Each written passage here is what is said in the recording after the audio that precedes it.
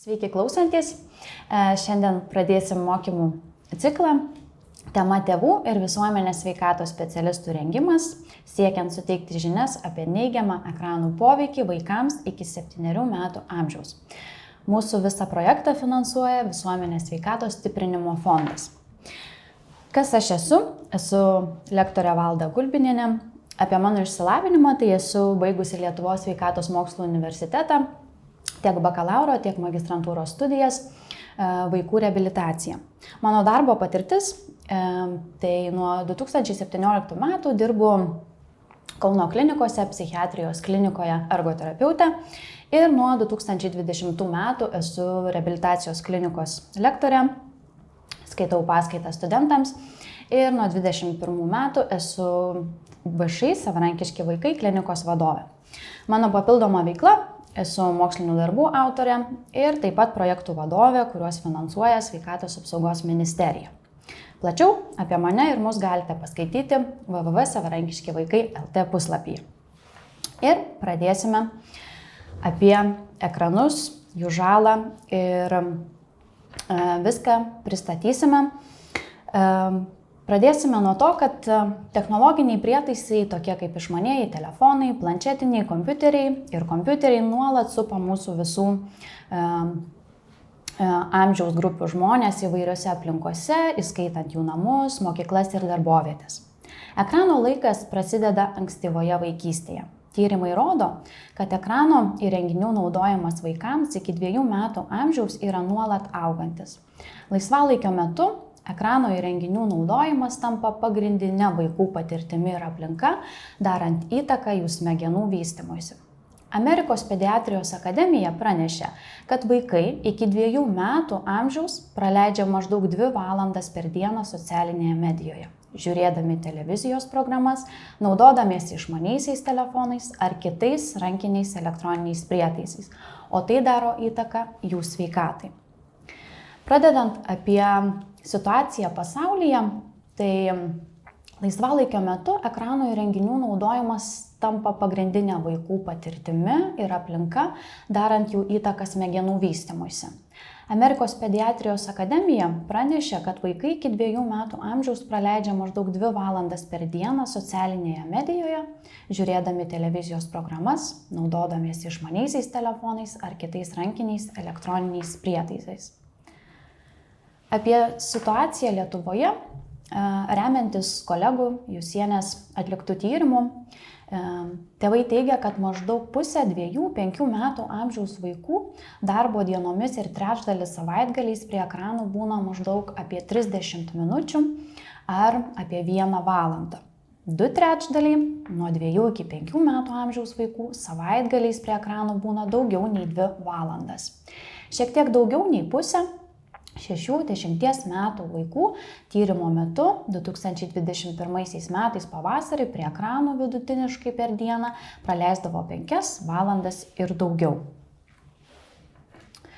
Apie COVID įtaką ekranų naudojimui, tai atlikti tyrimai rodo, Italijos mokslininkai pranešė apie dažnesnį išmaniųjų telefonų naudojimą pandemijos metu tarp Italijoje besimokančių mokyklinio amžiaus vaikų, palyginti su laikotarpiu iki pandemijos.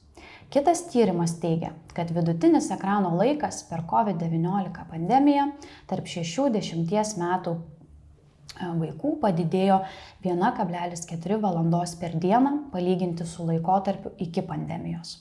Daugiau nei 80% iki mokyklinio amžiaus vaikų naudoja ekrano įrenginius daugiau nei rekomenduojama. Dabar apie įtaką ekranų naudojimui Lietuvoje.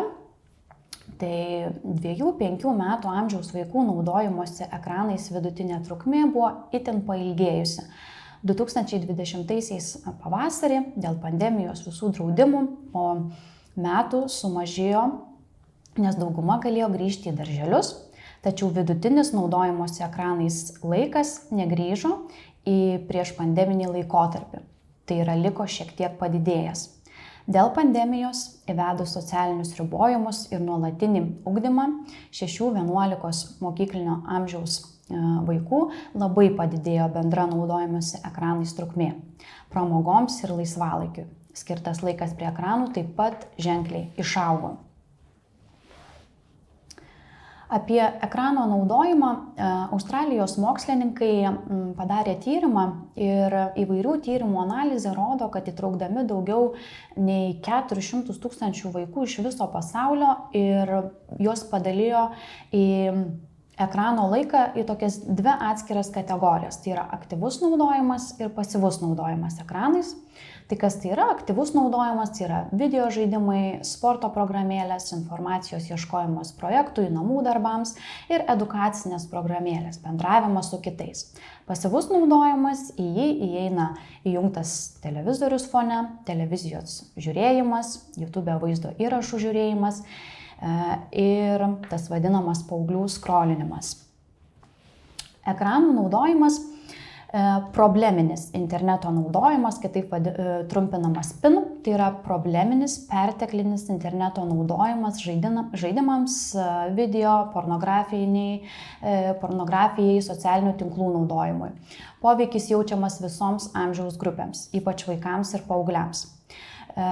Probleminio interneto naudojimo rizika prasideda vaikystėje ir paauglystėje. Ką apie probleminį interneto naudojimą sako tyrimai?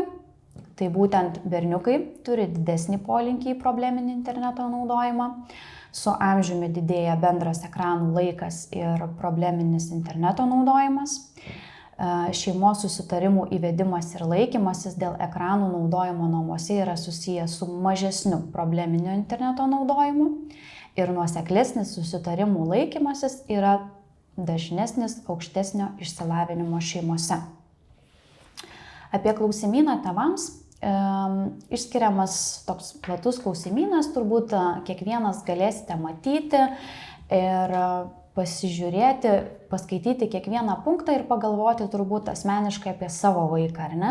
Ir pabandyti atsakyti į tuos klausimus kiekvienam asmeniškai. Tai tarkim, kiek vidutiniškai valandą per dieną būtent ir kokiais įrenginiais jūsų vaikas naudojasi ir pabandysim pasižiūrėti, ar tai rizika yra didelė, ar rizika šiek tiek mažesnė, ar ne? Ar yra rizikos, ar nėra. Tai kiekvienas galite šitą lentelę pasižiūrėti, paskaityti ir pagalvoti asmeniškai pagal savo šeimyninę situaciją.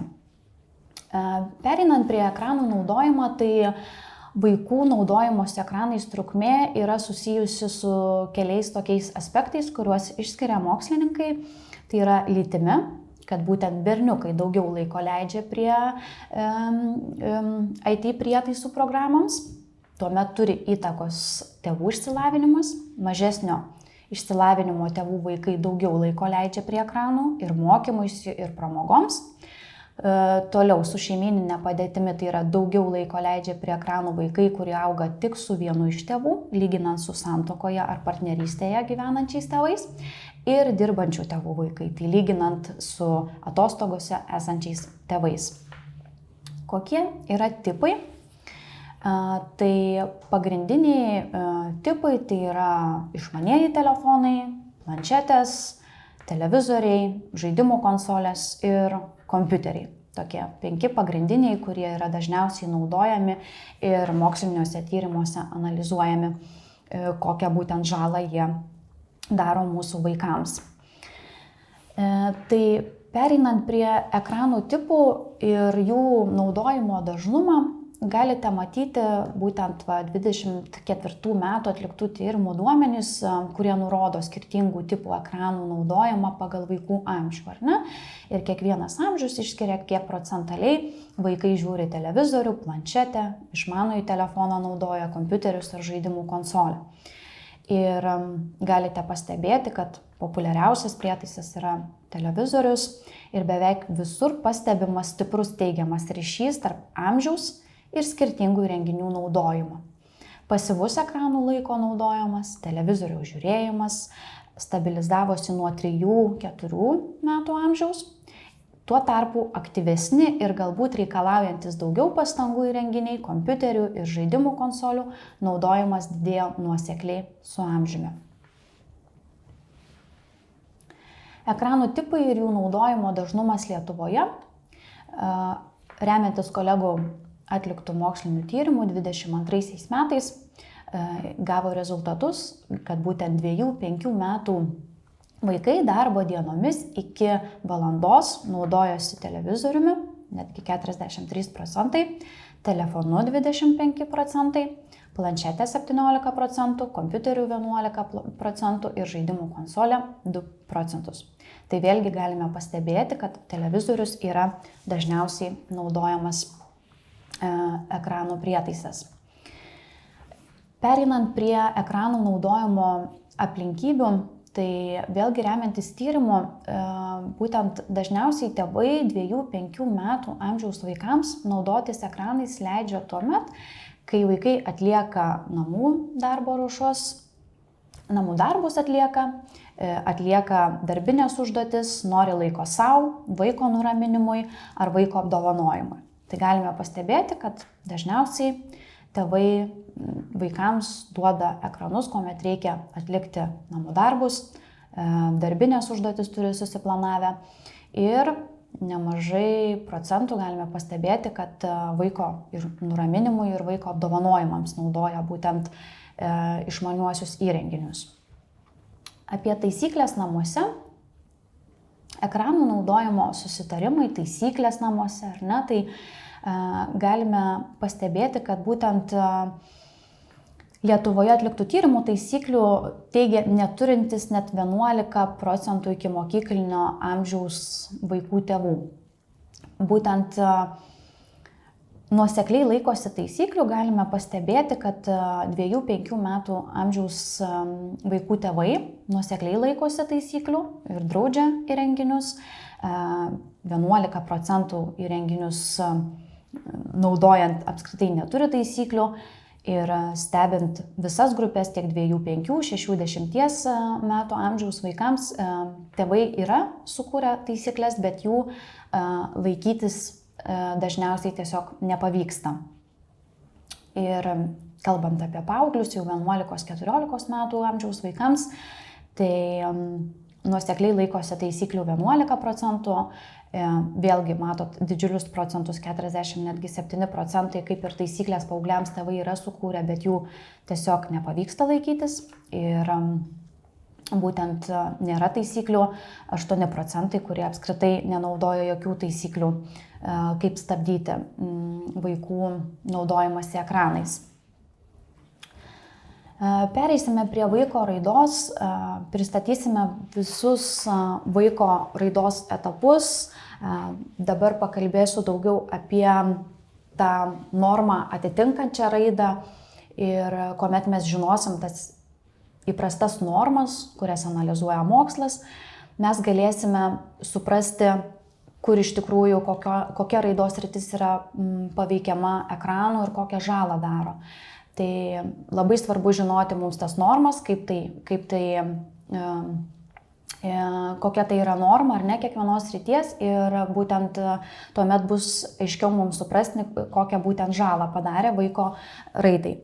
Tai pradedant apie smegenų vystymąsi, tai neuroplastiškumas, tai tas pirmaisiais gyvenimo metais neuronų kiekis padvigubėja, o sulaukus 3 metų vaiko amžiaus jų kiekis pasiekia netgi 80% suaugusiojo žmogaus smegenų tūrio.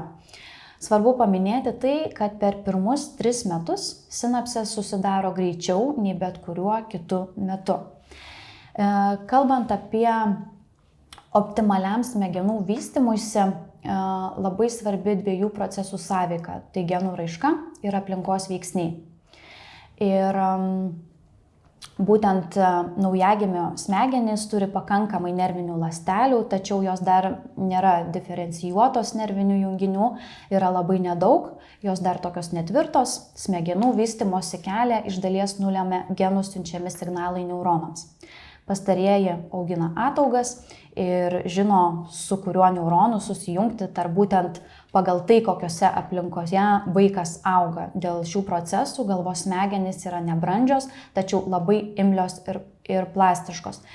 Tai visas svarbumas neuroplastiškumo tai yra, kaip mūsų vaikas kokioj aplinkoje vystosi ir auga. Ir būtent šiuo ankstyvuoju periodu tą įtaką smegenų vystymuisi galime padaryti praturtindami vaiko aplinką ir tai galėtų būti kažkokia pozityvi socialinė sąveika su kitais žmonėmis, saugi aplinka ir poreikių atliepimas, įvairios sensorinės patirtys. Taip galime paskatinti nervinių jungčių susidarimą, naujų patirčių suvokimą ir integravimą. Visus šiuos aplinką praturtinančius komponentus galime pavadinti ir įgyvendinti žaisdami. Taip, ir dabar truputėlį smulkiau apie vaiko raidą iki 7 metų amžiaus. Tai visos raidos sritys pagrindinės išskiriamos tokios 4, tai yra ta motorinė sritis, vaiko stambioji ir smulkioji motorika. Tuomet pažintinė, tai problemų sprendimas, mąstymas, atmintis, planavimas, dėmesys, kalbinė raida, kalbos suvokimas, kalbos išraiška ir socialinė emocinė, tai yra santykis su kitais, savireguliacija, emocijų raiška. Ir būtent žinodami šias normas galėsim pamatyti ir kiekvieną iš jų išanalizuosim būtent kokią įtaką gali padaryti ekranas ir kaip sutrikdyti šią raidą. Ir čia labai svarbu žinoti, įsiminti, kad visos šios raidos sritys tarpusavyje labai glaudžiai susijusios ir priklauso viena nuo kitos. Jeigu mes dabar galvosim, kad ekranas gali sutrikdyti tik tai kalbos raidą, ar ne, nes vaikas žiūri video ir jisai galbūt mažiau vartoja kalbinės struktūros žodžius, ar ne, ir galvosim, kad motorinė raida apskritai visiškai neturi įtakos ekranas, ar ne, tai vėlesnėse mūsų ciklo paskaitose tikrai matysite, kad būtent visos šios raidos sritys yra labai svarbios ir viena nuo kitos priklausančios. Pradėsime nuo motorinės raidos. Tai truputėlį apie kiekvieną, neišsiplenčiant, jūs viską matysite ir galėsite kiekvienas pasižiūrėti ir išanalizuoti pagal savo vaiką, pagal tai, kokio amžiaus vaiką turite kiekvienas jūs asmeniškai. Tai kalbant apie naujagimį, jo motorinė raida, jisai yra toks daugiau gimus tos rankos ir kojos dažnu atveju tiesiog būna pritrauktos, įsitempusios, tokioj fleksiniai padėty, gulint ant nugaros, kojos ir rankos pusiau sulenktos, laikysena tokia simetriška. Keliaujant per amžiaus tarpsnius, 3 mėnesių amžiaus grupės motorinė raida, tai ramybės būsenoje pirštai kumštyje, nykštys delne dažniausiai vaikų būna, gulėdamas ant nugaros galvą išlaiko vidurio linijoje ir mėnesiams bėgant galime pasistebėti, kad būtent 3-6 mėnesių, pusės metų amžiaus vaikas jau gali gulėdamas ant pilvo aktyviai remtis dilbiais, ar ne, ta motorinė raida vis auga ir vis plačiau gali atlikti daugiau veiksmų, jisai, tarkime, gulint ant nugaros jau kelia galvą ir rankas norėdamas kažkokį daiktą paimti ar padėti. Toliau, 70 mėnesių motorinė raida vėlgi tikrai sparčiai auga ir tobulėja, jau atsiranda vaikas gulėdamas ant pilvo, išsikelia save ant ištiestų dilbių, savarankiškai atsisėda 8 mėnesių, gali jau sėdėti be atramos. Kalbant apie 11-12 mėnesių vaiką, tai jis gali jau sėdėti ant grindų, žaisti, lengvai atsisėsti, kai kuriais atvejais vaikas jau gali ir vaikščioti be pagalbos ir atramos. Toliau keliaujant 15 mėnesių vaikas, tai jau be pagalbos gali motoriškai ir atsiklaupti, atsistoti iš tos padėties, gali vaikščioti vienas, jau savarankiškai ir nebe be visiškos pagalbos tėvų, ar ne. Toliau, keliaujant prie 24 mėnesių vaiko, tai vėlgi su kiekvienu mėnesiu ta raida yra gerėjanti, eidamas rankas laiko nuleistas prie šono, pradeda laipioti ant sofos, kėdės ar stalo, ar ne. 2 metų vaikas jau gali ir bėga sustodamas, gali išvengti kliučių, jis jau geba save sustabdyti, gerėja tie manipuliaciniai pirštų judesiai ir spiria, meta kamuolį savarankiškai. Toliau 3 metų vaikas lipa laiptais, pakaitinių žingsnių, gali nešti didelį žaislą, gali vairuoti triratį, pagauna didelį kamuolį, spiria su jėga, visa motorinė raida tobulėja ir lavėja labai sparčiai. Toliau turime motorinę raidą, tai 4 metų motorinės raidos vaikas jau gali pastovėti ant vienos kojos 3-5 sekundžių intervale, gali rašymo priemonę laiko 3 pirštais, 5 metų amžiaus vaikas vaikšto jau tokia tiesia linija pirmyn atgal, paprašius pabėgti ant pirštų galų ar kulnų geba atlikti veiksmą, ritmiškai juda pagal muziką ir laiko pirštuose manipuliuoja įvairiomis rašymo priemonės, geba jau ir teptuką, flomasterį ir kitas rašymo priemonės naudoti. Ir 7 metų amžiaus vaikas įvaldo tokius jau tikslesnius judesius, jau atsiranda ir žirklių kirpimas, jau gali iškirpti ir kažkokią figūrą, gali pradėti mokytis įvaldyti kokį nors įgūdį, gali plaukti, atmušti kamuolį, gali vis dar sunku ilgiau nusėdėti vietoje, bet šitą veiksmą atlikti gali ir mėgsta aktyviai judėti, bėgti, suptis, lipti, šokinėti, verstis. Tai visa motorinė raida galime pamatyti, kad nuo naujagimio iki 7 metų amžiaus palaipsniui vis auga ir gerėja tie visi motoriniai įgūdžiai. Pažintinė raida.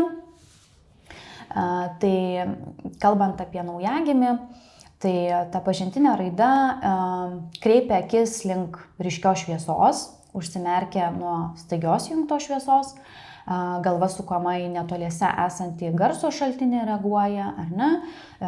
3 mėnesių amžiaus vaikas stebi ryškų žaislą esantį nuo jo, tarkime, 15-20 cm atstumu, seka akimis daiktą.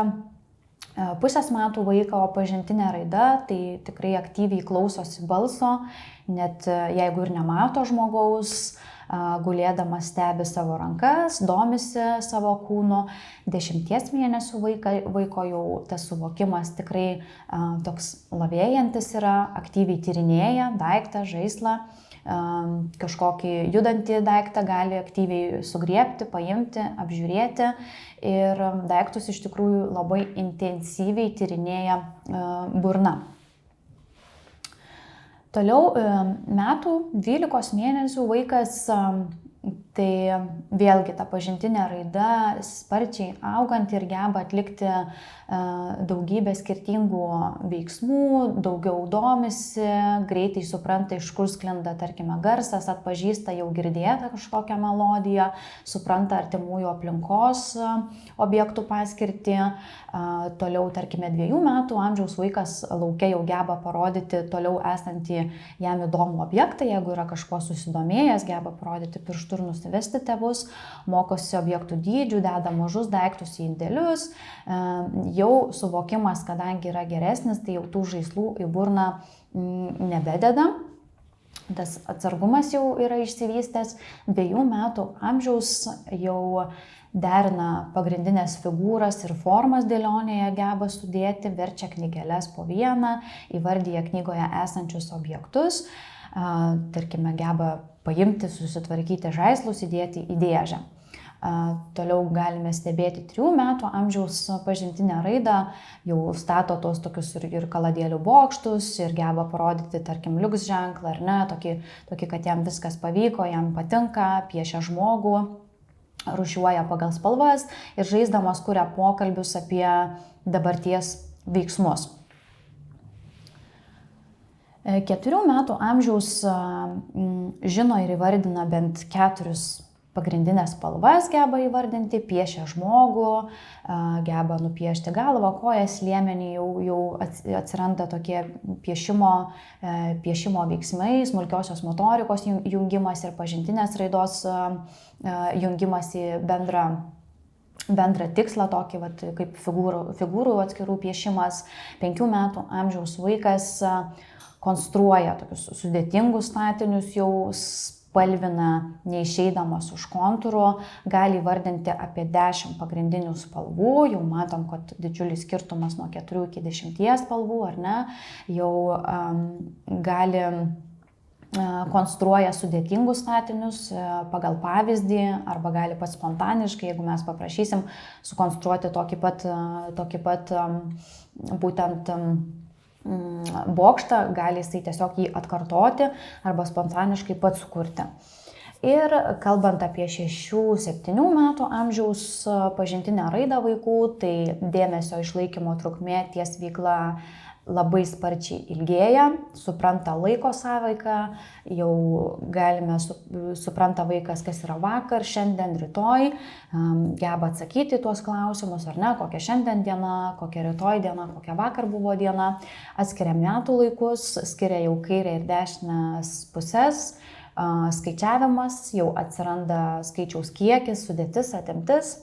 Gali perskaityti paprastus žodžius, kai kurie vaikai gali skaityti gerai jau, parašo vaikai dažnu atveju savo vardą, žino tikrai visas raides, jau laikosi vidurio linijos ir rašo būtent, taiko tą parašyti būtent tekstą linijose, išlaiko tas linijas, mokosi suprasti tą perkeltinę prasmę, ar ne, tuos visus juokelius vaikai supranta, sumažėja susikoncentravimas į save, mokosi suprasti ir matyti daugiau jau apie kitus.